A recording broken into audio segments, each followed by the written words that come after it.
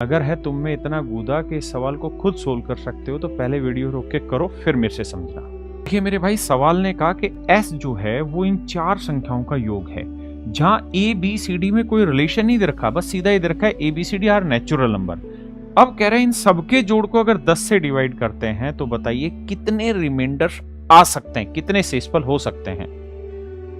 तो मेरे बच्चों एक बात बताना, हमें ए बी सी डी का तो कोई ज्ञान नहीं, किसी सीक्वेंस का भी ज्ञान नहीं है, लेकिन मैं एक बात तो जान रहा हूं कि ये विषम संख्या है, ये भी विषम संख्या है, ये भी विषम संख्या है, ये भी विषम संख्या है। तो 4 विषम संख्याओं का जो जोड़ होगा इनका सम होगा, इसका इवन होगा, और इवन प्लस इवन क्या होगा, इवन। इसका मतलब मैं ये कह सकता हूं इन सभी चीजों का जो जोड़ आएगा वो एक इवन नंबर आएगा।